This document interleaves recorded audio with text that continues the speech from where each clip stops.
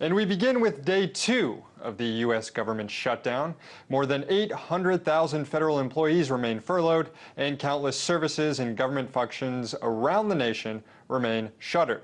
The National Institutes of Health is shutting down its cancer trials this week and indefinitely moving forward as the government remains shut down. Roughly 200 patients, including 30 child cancer patients, were to begin cancer trials this week. Now they won't.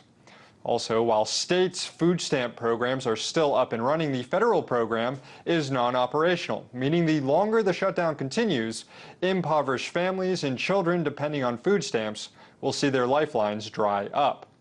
There are questions about the safety of food in the United States, too, as a bulk of Food and Drug Administration inspectors are furloughed, and each day roughly 80 food facilities across the nation are foregoing their necessary inspections.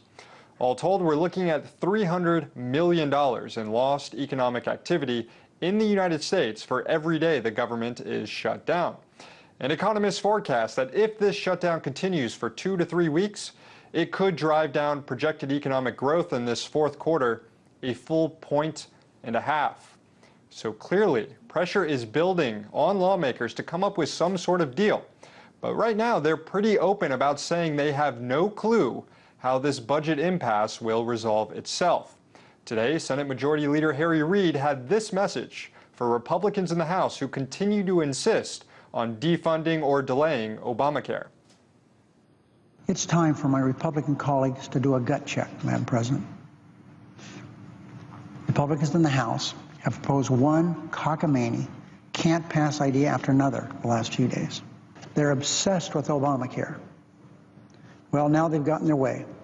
They shut down the government. Now, Majority Leader Reid and other congressional leadership will be summoned to the White House this evening for more negotiations. Now, for the latest on how this shutdown is affecting Capitol Hill, we turn to RT's Perianne Boring. It is day 2 of the government shutdown, and the Hill is still operating, but not in full force. A lot of entrances are closed, creating longer lines. Some of the cafeterias aren't open. But more importantly, a lot of congressional staff has been furloughed, so there's been plenty canceled meetings.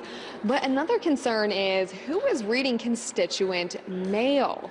If a congressman has decided to furlough his employees, more than likely these are your lower level staffers, your staff assistants, your legislative correspondents. And these are the employees who would read constituent mail, answer constituent phone calls, and go through the emails, and then relay this information to the members of Congress.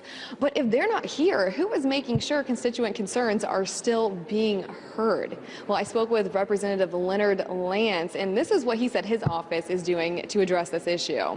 We have only a skeleton staff in our offices in New Jersey, and indeed only several people here in Washington, but we do have young, unpaid interns here in Washington. Oh, so your interns are still working? They are, and I give them a great deal of credit because they're usually in college, and they have to balance their college schedules with working in our office. So Mr. Lance is lucky enough to have volunteers, interns who are volunteering their time and continuing to volunteer their time through the government shutdown. But whether or not a member of Congress decides to furlough his staff, that's up to each individual office. So some members may not furlough anyone, some could furlough all their employees. So whether or not your congressman is still hearing your concerns is going to depend on your district. But the House is still open today. They opened at 10 a.m. with a series of debates, and they're voting on several piecemeal funding bills today that will attempt to reopen the government agency by agency, department by department. And I also asked Mr. Lance if he thinks this approach is going to work. I have voted to reopen agencies piece by piece, and certainly I think that we should protect our veterans and make sure the parks are open.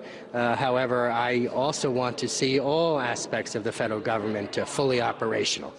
When the government is going to reopen, and if it's going to reopen all at once or through this piecemeal approach that they're trying today, is information we just don't have right now. In Washington, D.C., Perianne Boring, RT.